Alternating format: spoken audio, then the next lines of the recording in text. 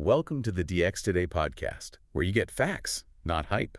Today, we are diving deep into one of the most persistent, most expensive, and frankly just infuriating paradoxes in modern professional services, legal technology, or legal tech. You have this massive amount of capital pouring into these really advanced solutions, AI, automation, sophisticated analytics, and they all promise the same things. Better client service, slashing costs, making the whole legal profession faster, more efficient. Exactly. And yet, that's not what's happening, is it? No. And the promise is, it's genuine. The technology we have today could be truly transformative. But the widespread, sustained success of these tools, it remains maddeningly elusive. That's what we're calling the failure paradox in legal tech today. It's this enormous, ever-widening gap between what the tech can do, its capability, and what organizations are actually achieving with it. And we have the numbers to quantify this crisis, and they are shocking. Our sources point to a truly startling data point. Some industry surveys are showing that a huge percentage of legal tech implementations just fail. They fail to meet their own objectives. And that's especially true within large in-house legal departments. Right, where the failure rates are reportedly as high as 77%. 77%. I mean, just think about that for a moment. If a manufacturing line had a 77% defect rate, you'd shut it down instantly. Instantly, no question. In technology, this doesn't just mean a few unsuccessful pilots. It means vast sums of money, of time, of intellectual energy are being poured into solutions that are simply not sticking.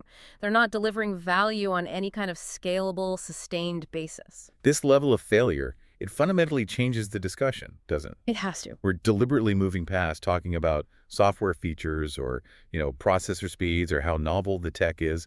The core problem, as our sources highlight again and again, isn't the code. It's a complex entanglement of human factors.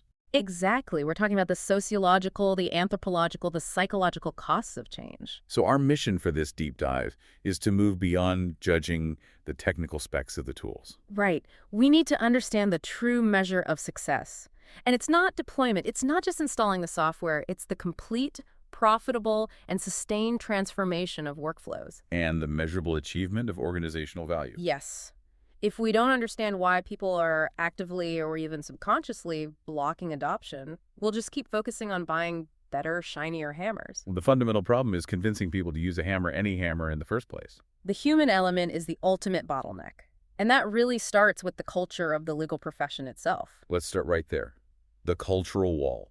Okay, let's unpack this. If you have an AI that can process mountains of discovery documents faster and more accurately than an entire team of humans, why are lawyers who, thrive on high-level analysis and precision so deeply resistant? Well, the resistance isn't rooted in ignorance. That's the key thing to understand.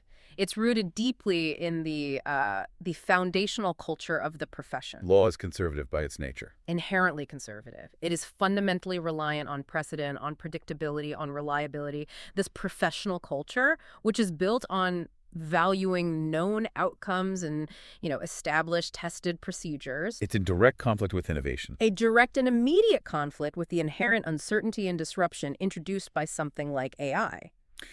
So their professional training itself creates a kind of default setting of skepticism. Yeah, absolutely. You spend years in law school and then in practice being trained to view every new claim, every new piece of evidence, every new theory with caution. With suspicion and critical distance.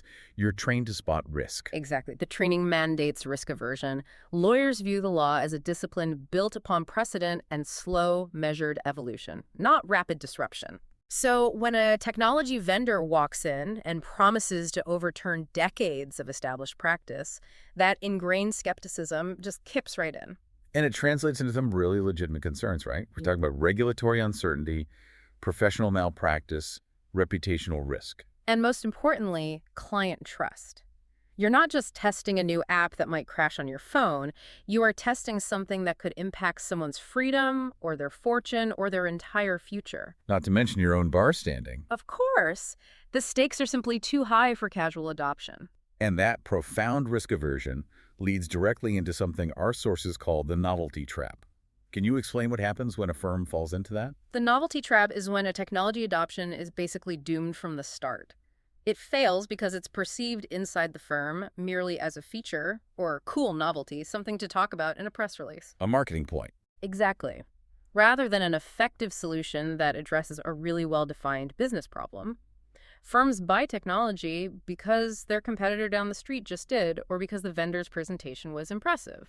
Not because they sat down and meticulously identified a systemic pain point. Precisely.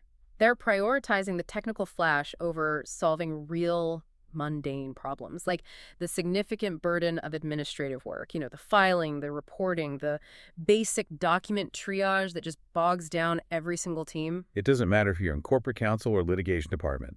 That admin burden is huge. It's universal. And if the firm is prioritizing novelty over providing systemic relief from that burden, the project is going to fail. The implementation of AI needs to be the answer to a question like, how do we cut our average time on compliance reporting by 30%? Not, how do we get this cool new large language model to look good for our clients? Right. Strategic planning has to be led by identifying those organizational pain points first. Otherwise, the technology just remains a novelty, a very expensive novelty. And that distinction, novelty versus necessity, brings us back to defining what true success even is. It's not about the initial deployment, is it? Not at all. You can install the software, you can issue the press release, you can tell all the partners you've launched the new AI tool. And that's the critical point that separates a successful transformation from a failed implementation. Success is defined not by deployment, not by getting the software installed, but by the complete, measurable transformation of existing workflows. And, crucially, sustained integrated user adoption. That's the key, sustained adoption. If the team just reverts to the old way of doing things after 3 months, the project is a 100% failure. It doesn't matter how good the software was. And when a project collapses, and we see that 77% failure rate, it's a clear sign that firms and vendors alike are consistently underestimating the people problems that come with change. They absolutely do. The fundamental challenge is sociological. It's about convincing seasoned legal professionals to abandon established, often decades-old ingrained practices, old habits. Imagine a senior partner who has been marking up documents with a red pen for 30 years. Yes. And now you're asking them to learn a new interface, a new workflow, a new trust dynamic with an algorithmic assistant. That is a massive human cost of change. That's where the anthropology of it comes in. We're talking about professional rituals. We are. The legal profession is built on these rituals. The way you research, the way you review, the way you collaborate with your team. Changing a workflow can feel like you're changing a piece of your professional identity. And if that technology doesn't offer immediate, direct, and quantifiable benefits. Benefits that clearly justify the risk, the effort, and the time required to abandon those habits. The users will just resist. They will. They'll find ways to work around the new system. They will print out the documents and mark them by hand anyway, or they'll email them instead of uploading them to the new portal. They will fall back to what feels safe, predictable, and familiar. No matter how inefficient that old process might actually be. It doesn't matter. So the pain threshold is key. The pain of the existing system, the inefficiency, the late nights, the stress, it must be perceived by the user as being significantly greater than the pain and effort of learning the new system. If the new system requires 3 extra clicks for compliance or 1 extra login screen, you've already lost that calculation in the user's mind. The moment the new system introduces any friction, the professional who is already time-strapped and risk-averse will dismiss it. they won't see it as a necessary innovation. No, they'll see it as a new piece of mandatory homework that's been imposed on top of an already overwhelming workload, and they will reject it. That cultural wall is imposing for sure. But the next barrier is, well, it's perhaps even more potent because the resistance isn't just intellectual or cultural, it's profoundly structural and economic. And this is where it gets really interesting. The primary roadblock isn't a fear of technology. It's often just a fear of lost revenue. This is the central, unmovable structural conflict, the billable hour. It remains the dominant, almost totalitarian business model across the entire legal industry. And our sources confirm it. It accounts for an estimated 80% of fee arrangements, industry-wide. 80%. I mean, this isn't just a preferred method. It is the financial DNA of the modern law firm. That number tells you the fundamental truth of the industry, doesn't it?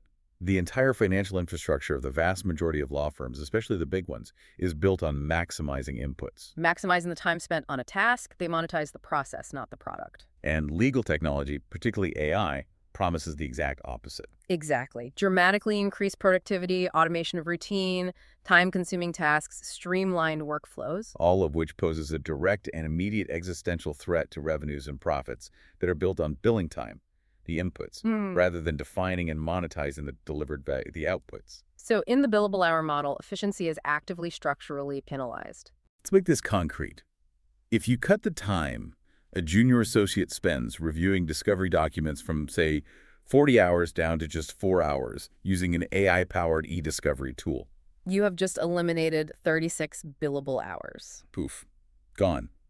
That reduction in necessary labor inherently challenges the whole practice of billing at high hourly rates, which is what feeds the firm's profit. It's a direct subtraction from the potential income stream. So partner resistance to legal tech is frequently framed, and often, truthfully so, not as technophobia, but as a calculated economic decision. It's rooted in maximizing self-interest within a currently very profitable structure. Why would a partner disrupt a highly successful machine that has been specifically engineered over decades to monetize inefficiency and time spent? The incentives are all wrong. But hold on. If 80% is the billable hour, why hasn't external client pressure been enough to break this model? Through procurement demands, litigation budgeting, the rise of in-house counsel. That's the crux of the problem. While client pressure is certainly increasing, the power dynamics still often favor the firm, especially when the stakes are really high.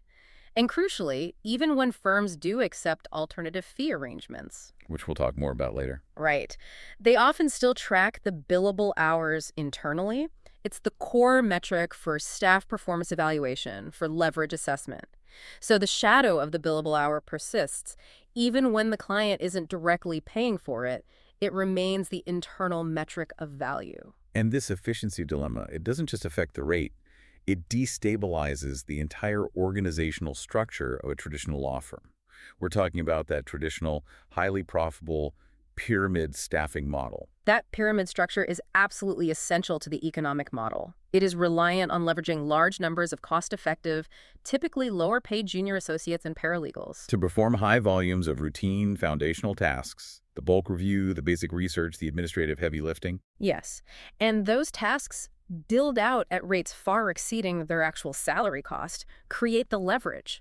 That's what funds the profits and the high partner compensation at the top of the pyramid. The junior associate is the engine of the pyramid. Precisely. But as AI automates these foundational processes, the e-discovery, the contract review, the basic legal memo generation, the firm loses that leveraging ability. The work that used to require 10 associates might now only require 2. Right, and that fundamentally undermines the entire profit generation base of the firm. So firm leadership is forced to contemplate these really challenging organizational shifts. They have to move away from that broad-based pyramid toward new structures. Our sources mention things like diamond or cylinder models. Walk me through what that actually looks like in practice. Well, the transformation is dramatic. The pyramid model, it's broad at the bottom, lots of junior staff, and very narrow at the top with just a few partners. Right. The diamond model is wider in the middle. It means you have fewer junior staff doing those basic tasks, but a significantly larger body of specialized mid-level staff. Like senior associates, knowledge managers, process engineers, people who manage and direct the technology. Yes. And then you have the partners at the top focused purely on strategy and client relationships.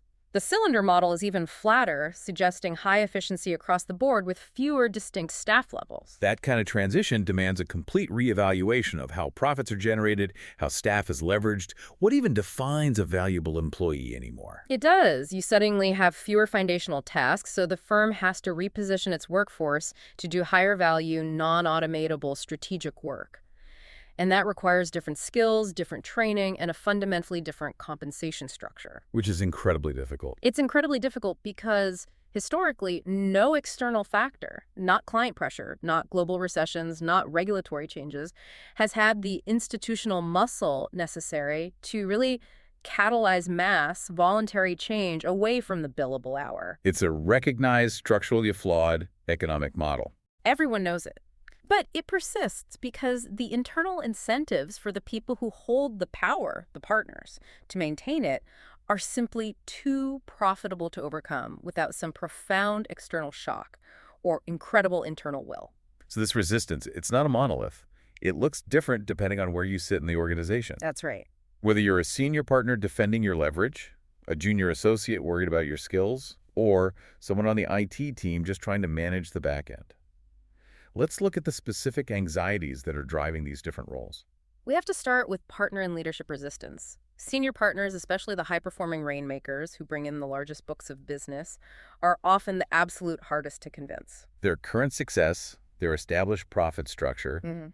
it gives them very little motivation to conform to or invest in new firm-wide systems. Especially systems that could potentially dilute their current profit share. The rainmaker's currency is client relationships and established revenue streams, which are often tied to their existing leverage ratios.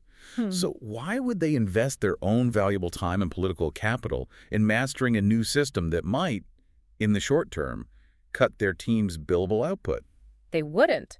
They are maximizing their current return on their own efforts. So for technology adoption to succeed at this senior level, the value proposition has to fundamentally shift its focus away from short-term cost savings. You can't just tell a rainmaker, this will save your clients 10% on document review. They often don't care as long as the client is happy and paying the bills. Instead, you have to prove that the technology enhances measures of success that secure future business. Exactly. We're talking about demonstrably superior compliance or dramatically improved speed in closing deals, or an exceptional client experience that locks in retention for the next 5 years. They need to see a massive return on investment that translates into a sustained market advantage over the competition. Not just reduced overhead. And that requires a firm to re-engineer their entire client-facing pitch around this technology-enabled value, which is a massive marketing and cultural hurdle in itself. Now, let's look down the hierarchy. Let's talk about junior associate and paralegal anxiety. For years, the main concern here was simple job displacement, right? The idea that AI would just eliminate entry-level legal jobs entirely. Right.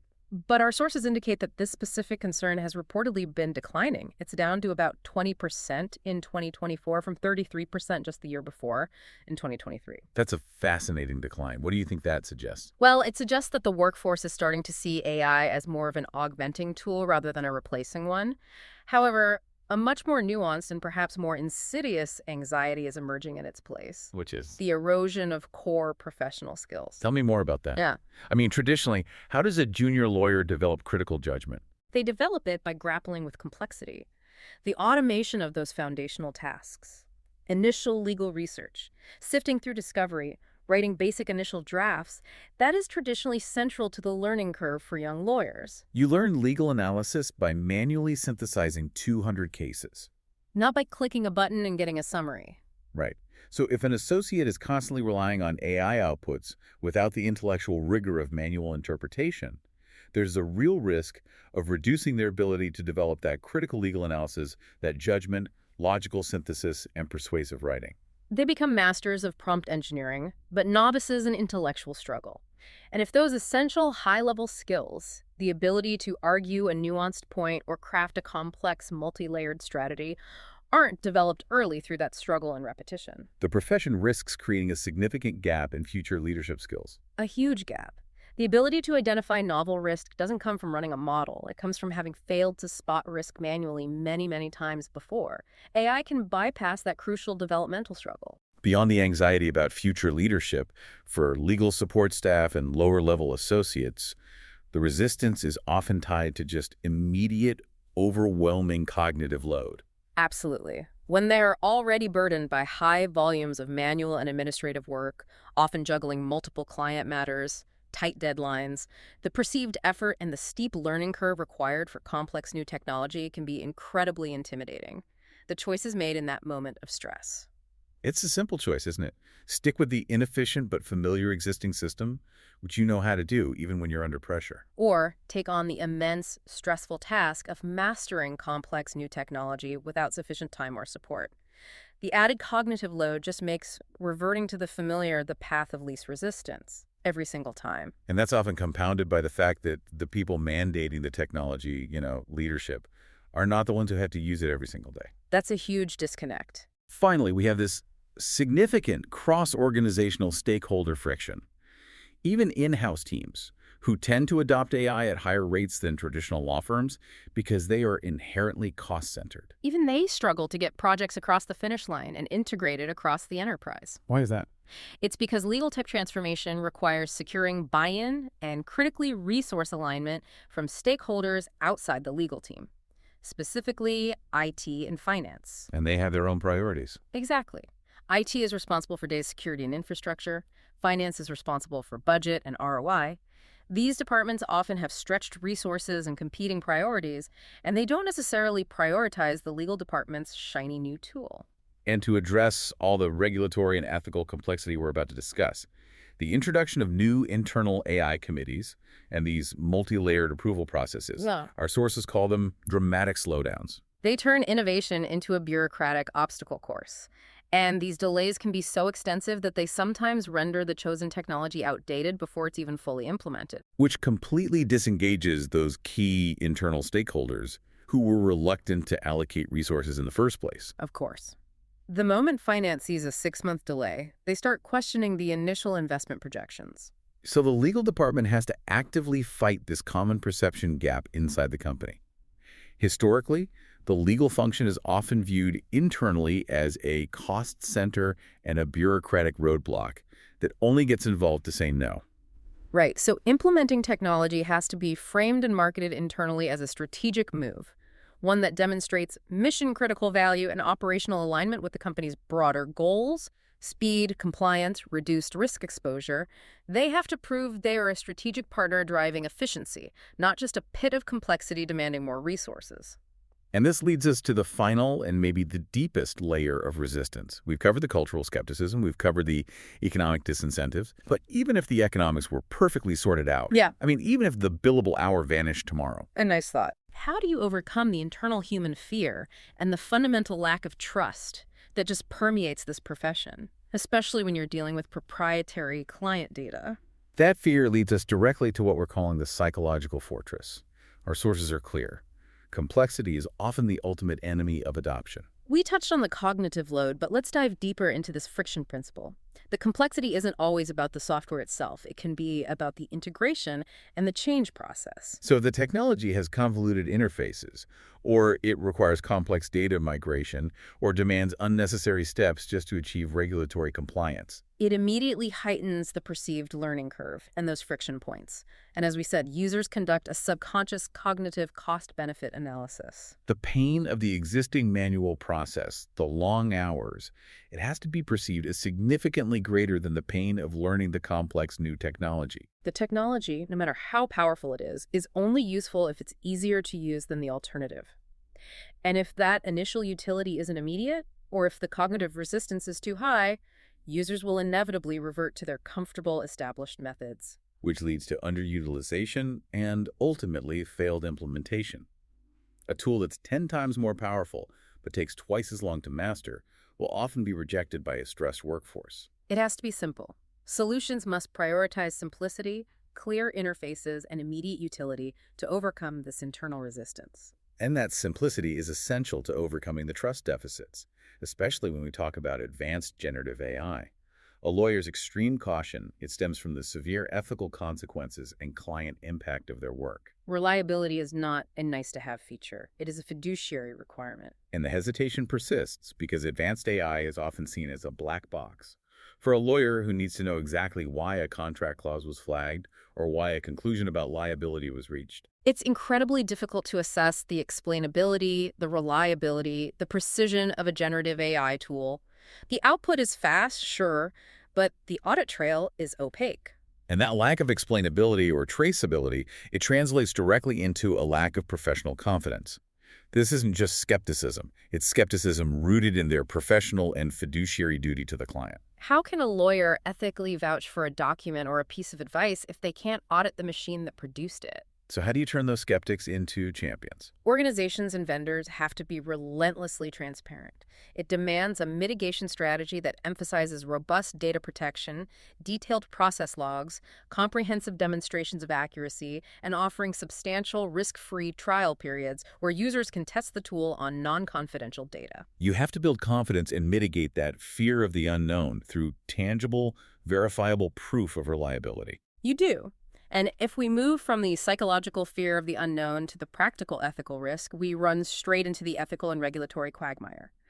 This is where the fiduciary obligations of the attorney just slam directly into the capabilities and architecture of generative AI. The primary legal and ethical concern here is the risk of compromising client confidentiality and potentially waiving attorney-client privilege.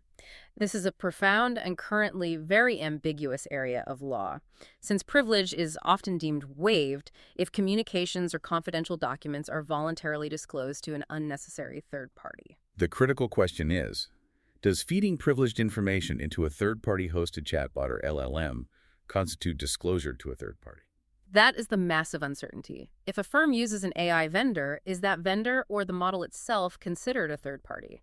Many current models are trained using input data, or at least they store it temporarily. The lack of a clear, dedicated regulatory framework creates enormous professional liability. And if an attorney fails to take the necessary precautions to secure that data by choosing a non-secure platform, for instance, Or just by failing to establish proper internal review protocols. they could be violating the model rules of professional conduct unless they can demonstrate reasonable efforts to prevent such breaches. Reasonable efforts are the key operational requirement, and that means firms are forced to establish extremely robust ethical governance before any large-scale adoption can happen. And the pace of AI adoption has been slower than expected, specifically because compliance and risk management teams are focusing so heavily and so necessarily on mitigating these risks. Which is where we see the governance deficit in action. The creation of those necessary internal AI committees, the new data isolation protocols, the multi-layered approval processes, All of which are required for ethical compliance. are also the very things that lead to those dramatic slowdowns and bureaucratic hurdles we mentioned earlier. So it's this cruel governance adoption trade-off, isn't it? The measures necessary to protect the client and the firm from ethical liability are the same things that paradoxically stall the speed of implementation. We are forced to be slow because the risks of being fast are catastrophic. The professional mindset has to shift from viewing AI purely as a liability to viewing it as a tool that can strengthen ethical compliance. But only if there is meticulously documented oversight and institutional governance in place. Without that documentation, a lawyer cannot credibly claim they exercise those reasonable efforts. So what does this all mean? We've established that the roadblocks are overwhelmingly human, cultural, economic. Therefore, the solutions have to be organizational and cultural too. They must be. If we want to move past that 77% failure rate, let's look at the strategic blueprint for change that's laid out by our sources. We have to first address the strategic failures in execution, which really begin with the skills gap. The biggest blind spot in most law firm management is a fundamental lack of training in robust project management. That's a skill set that is absolutely critical for communicating, planning, and measuring complex technological transformations that can span months or even years. And lawyers are trained to win cases, not manage software rollouts. This lack of robust project management expertise, which includes defining scope, managing stakeholders, measuring KPIs, it leads directly to poor execution and diffuse, unmeasurable objectives. And that's compounded by a technical literacy crisis throughout the workforce. It really is. Large segments of legal staff, from senior partners who just don't want to learn new systems, to support staff who are overwhelmed by new interfaces, they lack the necessary technical skills to use modern tools effectively. And the training is often inadequate. It's generalized, it focuses on software features rather than integration into specific real-world tasks. It needs to be continuous, it needs to be tailored, and it needs to be mandatory for specific roles. The second strategic imperative has to tackle the money problem directly, the economic transformation. We have to dismantle the perverse incentives of the billable hour. This requires legal organizations to actively transition their compensation and client-facing models toward what are called alternative fee arrangements, or AFAs. These are models like fixed fees for specific project scopes, staged payments based on milestones, Or value-based billing that rewards the outcome delivered and, crucially, rewards the efficiency gained through technology rather than the time spent. This realigns the partner and firm incentives entirely. It does. Instead of profiting from spending more time, they profit from solving the client's problem faster and more reliably. And, crucially, any implementation must include defining clear business goals and key performance indicators, KPIs, very early on. You have to measure success not just in internal hours saved, but in external client-focused metrics. Right. Speech resolution, quality of compliance reports, client satisfaction scores, successful audit outcomes. And then you have to use those metrics to reward and incentivize efficiency within the firm's internal compensation structure. So if you save 30 hours using AI, the partner needs to see that recognized positively on their year-end review. Otherwise, there's no incentive. The next crucial element is the change management imperative. Implementation is not just a technical task. It's a fundamental organizational and human shift. So how do successful firms structure this? They utilize structured, proven methodologies. Our sources highlight the PROCE-AD-CAR model as one good framework. It's an acronym. It stands for awareness of the need for change, desire to participate and support the change, knowledge of how to change, ability to implement the required skills, and finally, reinforcement to sustain the change over time. That's a structured journey. You can't just assume the desire for change exists. You have to actively manufacture it. Exactly. And resistance is minimized through early engagement or co-creation.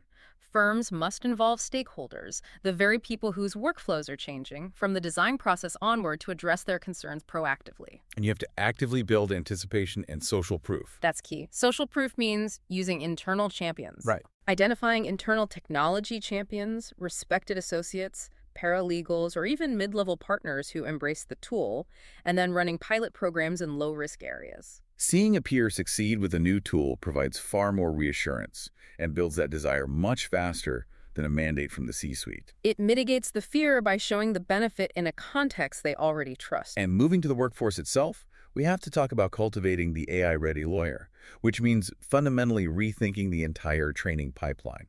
Firms must now view AI proficiency, and specifically prompt engineering, as new, high-value skill sets that should be actively taught and rewarded. The junior lawyer's role is shifting dramatically. They need to transition from performing routine document review to what our sources call excavating strategic insights, using the AI's outputs. So their value is no longer in the brute force generation of inputs, but in the analysis, the interpretation, and the refinement of the machine's outputs. They become the sophisticated quality control and strategic overlay. But how do you preserve that essential intellectual rigor we talked about earlier? The risk of skill erosion. Training programs must mandate cross-checking protocols. This is a critical risk mitigation measure. Junior lawyers must be required to actively analyze, audit, and justify all AI-generated results against the original source documents and legal precedent. That prevents the intellectual atrophy. If they have to justify the answer, they have to develop the skill set. Precisely. It prevents over-reliance on the technology and ensures that the critical judgment necessary for senior roles is still being developed. The technology assists the labor, but the human retains the ultimate professional judgment and responsibility. And finally, the strategic blueprint has to include embedding ethical governance firmly into the process. The path from skepticism to confidence requires mandatory codified policy. Firms must mandate clear, detailed internal policies that address confidential data handling, privilege preservation protocols, and most importantly, documented review procedures for all AI outputs before they are shared externally. This isn't optional. It's a professional obligation. That documentation provides the necessary audit trail. It demonstrates the reasonable efforts required to meet professional obligations under the model rules. It's the only way to transform what starts as a massive ethical liability into a managed, compliant, and ultimately profitable operational asset. #tag outro. So, to summarize our deep dive, the evidence just overwhelmingly demonstrates that the primary determinants of legal tech failure are not technical shortcomings. The AI, it generally works. The roadblocks are human. They're human, cultural, and economic. Sustainable success depends less on the technological sophistication of the tools you purchase and far more on the capacity to cultivate a professional culture that is ready, willing, and ethically equipped to use them. Law firms and legal departments have to stop viewing legal tech as a simple software installation. They have to start viewing it as a profound organizational, cultural, and economic transformation. Mm-hmm. And that means directly confronting the billable hour, fundamentally rethinking the training and leverage model, and institutionalizing change management. The change requires moving beyond fear and simply focusing on value. Thank you for joining us on this deep dive into the human roadblocks preventing legal AI adoption. We've shown how the billable hour fundamentally penalizes efficiency, making the shift to alternative fee arrangements, or AFAs, mandatory for any firm that's seeking scalable, technology-driven success. But think about this as you go. Okay.